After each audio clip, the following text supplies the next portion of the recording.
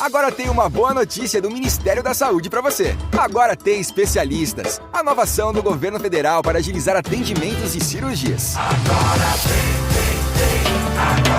Agora tem mais telesaúde, mutirões, mais consultas, mais cirurgias, novos equipamentos e pacientes do SUS sendo atendidos na rede privada e também aos fins de semana e feriados. Agora tem especialistas, da consulta ao tratamento. Saiba mais, gov.br/agora tem especialistas. Ministério da Saúde, Governo Federal. Ouça agora 10 minutos com Dada Gadelha e faça parte do seu clube de torcedores. Comentários e atualidades esportivas diariamente no podcast. Curta, publique e compartilhe.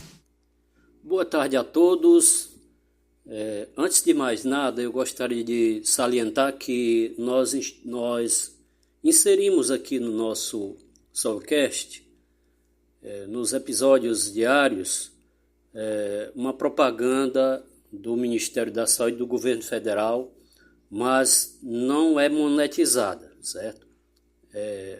Nós temos a ciência que é importante para a coletividade, é uma informação interessante do Governo Federal e que nós inserimos no nosso episódio apenas para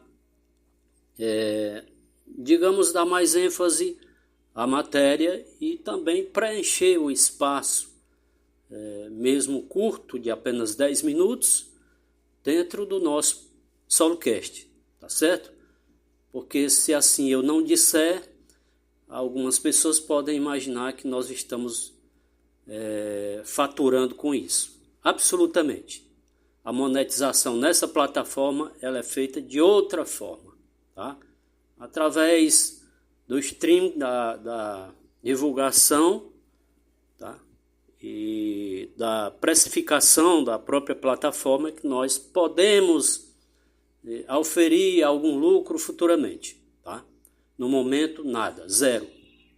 Pois bem, antes de mais nada, o futebol é a bola da vez hoje, sexta-feira, final de semana, e nós vamos falar do futebol nacional. Existe aí uma matéria muito interessante que nós já trouxemos à baila aqui sobre a mudança para a Série B dessa temporada 2026. A partir de março começa a Série B do Campeonato Brasileiro e se estende até o mês de novembro, dia 21 de novembro. Uma competição longa que não haveria ou que não necessitaria ser modificada, no meu entendimento. Mas já que assim procedeu a CBF, nós vamos observar bem essa questão que, sem dúvida nenhuma, causa um certo impacto pela mudança, pela alteração, tá? E algumas discussões, alguns contrapontos das pessoas, opiniões divergentes. Isso é perfeitamente compreensível e natural de qualquer pessoa, tá? Opinar sobre essa situação. É que para a competição, a CBF resolveu alterar a fórmula de disputa. Antes, classificavam 4. 4 subiam direto pela pontuação, da somatória de pontos corridos, né? Calculados na aritmética. Os 4 primeiros avançavam, subiam para a Série A. Agora será diferente. Apenas 2 são garantidos e os outros 2 disputarão playoffs. Ou seja, sistema mata-mata. Em jogo de ida e volta.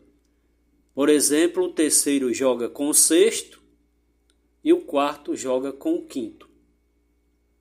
Pelas 2 vagas, o Fortaleza votou contra, queria apenas um jogo entre o quarto colocado e o quinto. Tá? Ele votou assim. E o Ceará votou ao contrário. votou a favor da fórmula que foi aprovada. O terceiro contra o sexto, o quarto contra o quinto.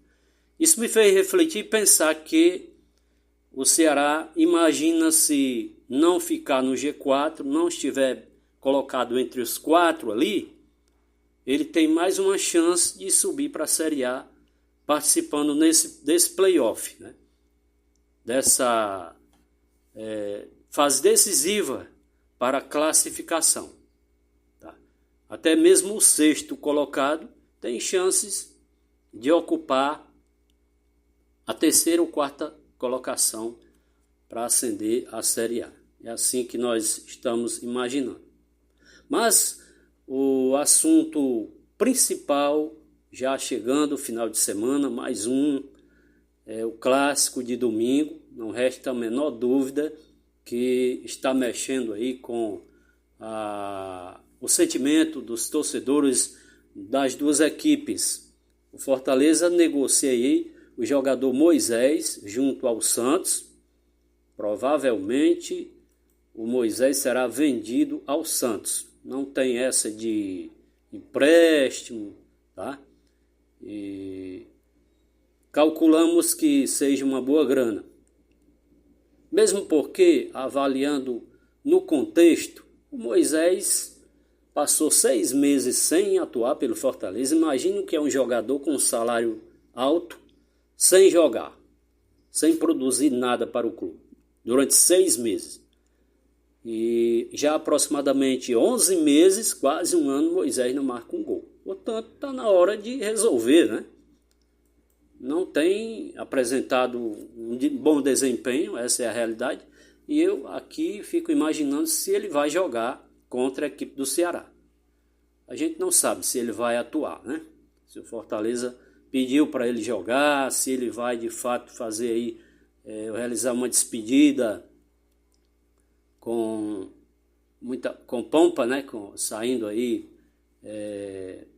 de bem com o torcedor. Eu não sei o que de fato irá acontecer, né? Se ele vai atuar nessa partida contra o Ceará. Já com a cabeça no Santos, será que isso vai dar certo? Bom, vamos aguardar. CBF avalia a redução do número de rebaixados. Olha aí, já mexeu na fórmula de disputa, agora vai mexer no número de rebaixados. A pretensão é reduzir para 3. Apenas 2 caíam essa fórmula desde 2004, que ela permanece inalterada. Antes, em 2003, caíam apenas 2. Depois resolveram aumentar para 4 o número. Agora estão querendo reduzir para 3 por conta da demanda dos clubes, né? Que é alta. Mas isso foram assuntos que eles escolheram lá na Europa. E, na verdade, algumas pessoas, alguns profissionais, a própria CBF, adora europeizar as coisas no futebol brasileiro. E eu acho que aqui tem muita coisa boa que pode ser melhor aproveitada, ideias, tá? E fórmulas de competições, sem a necessidade de correr para a Europa e copiar tudo que existe por lá. Nem tudo que existe por lá é bom para o futebol brasileiro. Uma das ideias ruins foi o sistema, aliás, não o sistema, mas os esquemas de jogo, né? E aquelas ideias, por exemplo, do goleiro sair jogando com o pé na grande área ali, tabelando com os zagueiros. Isso para mim não significou evolução para o futebol brasileiro. Às vezes eu questiono muito, o atleta está com a bola no meio campo, toca para o volante toca para o zagueiro volta para o goleiro. Eu acho que isso é um atraso de evolução de um futebol mais competitivo e de um esquema de jogo mais vertical, tá? Mas cada pessoa, cada profissional ligado ao futebol e à imprensa tem o direito de ter a sua própria opinião. Assim nós vamos observando como as coisas acontecem de fato no futebol, principalmente o nosso aqui, tá? Eu gosto muito de ponderar as minhas opiniões, tá? Tudo aquilo que as pessoas pensam acerca do futebol hoje em dia. Exemplo, os desafios, as desvantagens, por exemplo, de sistema de jogo. Para mim o 4-3-3 é muito bom, tá? Mas existe aí o 3-5-2 do técnico Carpini do Fortaleza. Vamos aguardar se ele vai colocar em campo o time do Fortaleza com essa postura, né? Porque a gente sabe que tem um desgaste dos alas, a função exige uma extrema forma física para percorrer todo o corredor lateral ali, os laterais, os alas. Existe também a vulnerabilidade nas laterais. Se os alas não voltarem rápido, a defesa fica exposta. Tem uma coesão na defesa, na zaga? Não tenho dúvida. 3 zagueiros precisam de alto nível, né, de entrosamento. Aí é que tá. Tem um líbero, um zagueiro que saia para o jogo, para evitar erros de posicionamento. E isso foi popularizado nos anos 80, 90, na Argentina, 96, né, com o técnico Conte da Itália, o Inzaghi, né, também. E um sistema que, sendo eficaz para contra-ataques, dá flexibilidade tática para a equipe. Tomara que ele consiga se escalar o time contra o Ceará no 3-5-2, ter um desempenho, né? Uma eficácia muito boa. Tá? Eficiência, aliás, porque a eficiência produz a eficácia, que é o resultado, né? Ceará, a gente sabe, tem bons jogadores, tá? Tem ali o Vina no meio campo, tem uma dupla de zaga jovem, tá?